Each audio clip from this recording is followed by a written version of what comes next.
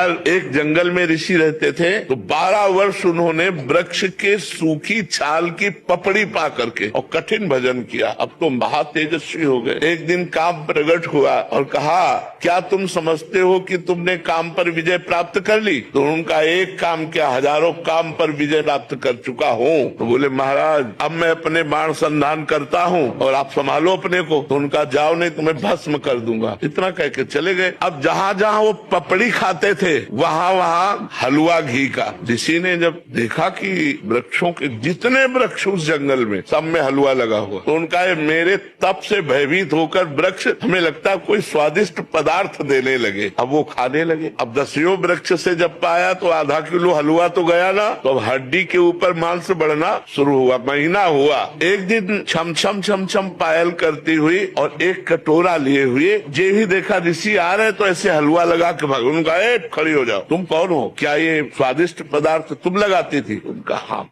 तो भाग क्यों रहे हो? मैं आपके तप से भयभीत हूँ। बोले, नहीं नहीं नहीं, महीनों से इतना स्वादिष्ट पदार्थ पवार, क्योंकि पहले अन्न जाएगा तो बुद्धि बदलेगी ना। तुम इतना स्वादिष्ट पदार्थ पवारे, तुम भयभीत क्यों हो रही हो? तुम बोले, महाराज वृक्ष में चुपचाप इसलिए लगा जाती थी कि आपकी सेवा बन जाए, मैं आपकी सेवा करना चाहती हूँ। बोले, लाओ कटोरा।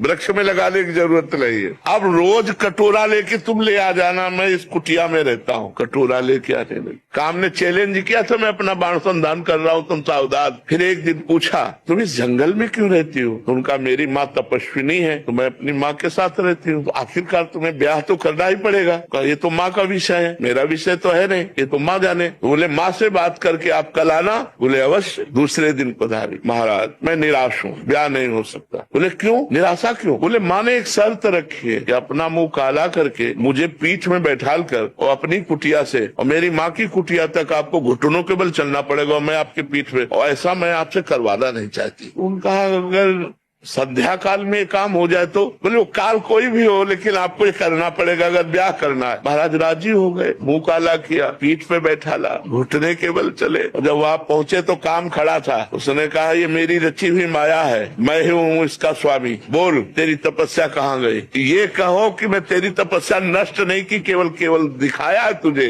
कि अगर तू तपस्या का अहंकार करेगा तो देख, घुटने के बल चल रहा, मेरी माया तेरे पीठ पर बैठी हुई है। ये मन बड़े बड़े ऋषि मुनियों को मोहित कर दिया। हम तुम तो बहुत छोटे लोग हैं, बहुत छोटी सामर्थ्य है, इसलिए भगवान का आश्रय ले लो।